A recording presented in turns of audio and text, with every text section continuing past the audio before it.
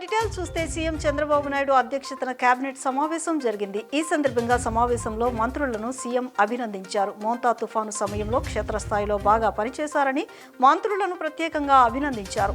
ప్రతి ఒక్కరూ క్షేత్రస్థాయిలో ఉండి ప్రజలకు తక్షణ సాయం అందేలా చేశారన్నారు. గ్రామ స్థాయి నుంచి రాష్ట్ర స్థాయి వరకు అధికార యంత్రాంగం పూర్తి సమన్వయంతో పనిచేయడం వల్లనే తుఫాను సహాయక చర్యలు వేగంగా అందాయని తెలిపారు. ఆర్టీజీ సెంటర్ నుంచి నిరంతర పర్యవేక్షణ టెక్నాలజీ సహాయంతో ప్రాణ ఆస్తి నష్టాన్ని చాలా వరకు తగ్గించగలిగామన్నారు. మంత్రులు అధికారులు యంత్రాంగం టీమ్ స్పిరిట్తో పనిచేస్తే ఇటువంటి మంచి ఫలితాలు వస్తాయని తెలియజేశారు. అంతా ఎలా కష్టపడి పనిచేశారో స్వయంగా చూశానంటూ మంత్రులకు చంద్రబాబు అభినందనలు తెలియజేశారు. మోంతా తుఫాను కారణంగా జిల్లాలో జరిగిన నష్టాన్ని అంచనా వేసేందుకు సోమవారం జిల్లాలోని కంకిపాడు మండలం పునాదిపాడు గ్రామంలో మంత్రిత్వ కేంద్ర అధికారుల బృందం పర్యటించింది. జరిగిన పంట నష్టాన్ని వ్యవసాయ శాస్త్రవేత్తలు కేంద్ర అధికారుల బృందానికి వివరించారు. మోంతా తుఫాను రాష్ట్రంలో అంచనాలకు మించి అపార నష్టం కలిగించిందని కేంద్ర ప్రభుత్వం ఉదారత చూపి ఆదుకోవాలని రాష్ట్ర ప్రభుత్వం కేంద్ర బృందాన్ని కోరింది. మోంతా తుఫాను వల్ల 6,384 కోట్లు నష్టం వాటిల్లిందని 901.4 కోట్లు తక్షణ సాయం అందజేసి ఆదుకోవాలని కోరారు. కూటమి ప్రభుత్వం మత సామరస్యంతో పనిచేస్తూ అన్ని మతాలను గౌరవిస్తుందని సెంట్రల్ ఎమ్మెల్యే బోండా ఉమామహేశ్వరరావు అన్నారు. పవిత్రమైన కార్తీక మాసం, అందులోనూ కార్తీక సోమవారం సందర్భంగా పరమశివుని ఆశీస్సులతో వాంబే కాలనీలో దుర్గమ్మ ఆలయాన్ని ప్రారంభించుకోవడం ఎంతో సంతోషంగా ఉందన్నారు. ఈ ఆలయం భవిష్యత్తులో మరింత అభివృద్ధి చెందుతుందని ఆకాంక్షించారు. విజయవాడ రూరల్ మండలం నున్న గ్రామంలో ప్రాథమిక వ్యవసాయ సహకార పరపతి సంఘం బ్యాంకు గోదాముల్లోని మొదటి అంతస్తు కళ్యాణ మండపం, రెండో అంతస్తు భోజనశాలగా నూతనీకరణ పనులకు శంకుస్థాపన చేసిన గన్నవరం శాసనసభ్యులు ప్రభుత్వ యార్లగడ్డ వెంకట్రావు, అధికారంలో ఉన్న కూటమి ప్రభుత్వం రైతుల సంక్షేమం కోసం ఎంతగానో శ్రమిస్తుందని వారు తెలిపారు. ముఖ్యమంత్రి సహాయ నిధి అనేది కేవలం ఆర్థిక సహాయం మాత్రమే కాదని, అది ప్రజలకు ఆపదలో ఉన్నప్పుడు అండగా నిలిచే ఒక భరోసా అని ఎమ్మెల్యే బోండా ఉమామహేశ్వరరావు తెలిపారు.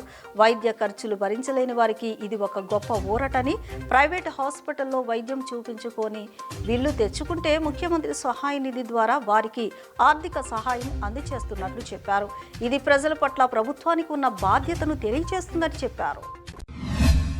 కూటమి ప్రభుత్వం అధికారంలోకి వచ్చాక పేదలకు పూర్వ వైభవం వచ్చిందని సెంట్రల్ ఎమ్మెల్యే బోండా ఉమామహేశ్వరరావు అన్నారు.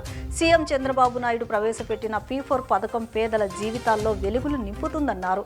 తాను సైతం 9 డివిజన్లను దత్తత తీసుకుని ఆయా డివిజన్లో నిరుపేదలకు శక్తి వంచన లేకుండా సాయం అందిస్తున్నట్లు తెలిపారు. అంబేద్కర్ స్మృతి వనంపై వైసీపీ నేతలు అసత్య ప్రచారాలు చేస్తున్నారని 42వ డివిజన్ జనసేన నాయకులు దాసరి బుజ్జి మండిపడ్డారు. స్మృతి వనాన్ని నిర్వీర్యం చేస్తున్నారంటూ విమర్శించుకోవడం సరికాదని, ఈ విషయమై స్థానిక ఎమ్మెల్యే బొండా ఉమా, ఎంపీ కేశినేని చిన్ని, ఎమ్మెల్యే సుజనా చౌదరికి వినతి పత్రం ఇవ్వగా వారు సానుకూలంగా స్పందించారని తెలిపారు. కూటమి ప్రభుత్వంలో స్మృతి వనం నందన వనంగా తయారవుతుందన్నారు. రాబోయే రాజ్యాంగ దినోత్సవం సందర్భంగా భారీ ఎత్తున ర్యాలీలు నిర్వహించనున్నట్లు దాసరి బుజ్జి ప్రకటించారు. టీడీపీ నేత వేమన సతీష్పై సుధా మాధవి అనే టీడీపీ మహిళా కార్యకర్త ఆరోపణలు చేశారు. రైల్వే కోడూరు ఎమ్మెల్యే టికెట్ ఇప్పిస్తానని చెప్పి సతీష్ తన నుంచి 7 కోట్లు తీసుకున్నారని ఆమె ఆరోపించారు. ఆమె తన ఆస్తుల ఈ డబ్బు ఇచ్చినట్లు, దీనికి సంబంధించి ఆధారాలను కూడా తన వద్ద ఉన్నాయని తెలిపారు. 2024 అసెంబ్లీ ఎన్నికల్లో రైల్వే కోడూరు టీడీపీ టికెట్ ఇప్పిస్తానని వేమన సతీష్ 7 కోట్లు తీసుకున్నారని ఆమె ఆరోపించారు. తనకు తీరని అన్యాయం జరిగిందని సతీష్ను నిలదీస్తే నామినేషన్ పదవి ఇస్తానని నమ్మబలికి నమ్మక ద్రోహం చేశారని ఆమె ఆరోపించారు. టీడీపీ కోసం ఎంతో పనిచేశానని, వేమన సతీష్కు చంద్రబాబు, భువనేశ్వరి, లోకేష్ వంటి నాయకులతో పరిచయం ఉందని, వారితో ఫోటోలు దిగడం చూసి నమ్మి డబ్బులు ఇచ్చామని సుధామాధవి పేర్కొన్నారు. చంద్రబాబు, పవన్ కళ్యాణ్, లోకేష్లు తనకు న్యాయం చేయాలని ఆమె కన్నీటి పర్యాంతమైంది. పెన్షన్ అనేది భిక్ష కాదని, అది ఒక హక్కు అని, ఆ హక్కును కూటమి ప్రభుత్వం కాలరాస్తుందని సిపిఎం ఫ్లోర్ లీడర్ బోయ సత్యబాబు మండిపడ్డారు. చంద్రబాబు నాయుడు ప్రభుత్వం అధికారంలోకి వచ్చి 18 నెలలు గడిచిన కొత్త పెన్షన్లు ఒక్కటి కూడా మంజూరు చేయలేదని ఆరోపించారు. వెంటనే కొత్త పెన్షన్లు మంజూరు చేయకపోతే పెన్షన్దారుల ఉసురు ఈ ప్రభుత్వానికి తప్పక తగులుతుందని ఆయన హెచ్చరించారు.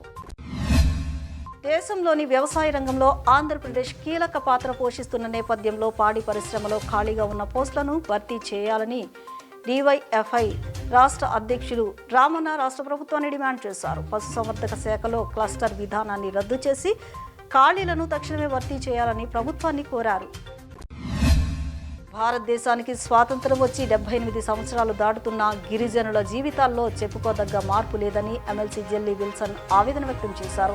ఎస్సీ/ఎస్టీ సబ్ ప్లాన్ ప్రకారం బడ్జెట్లో 6.6% నిధులు ఖర్చు చేయాలని 1980 సంవత్సరంలో అప్పటి ప్రభుత్వం నిర్ణయించిందని, కానీ ప్రభుత్వాలు ఆ ప్రకారం నిధులు కేటాయించడం లేదని ఆరోపించారు.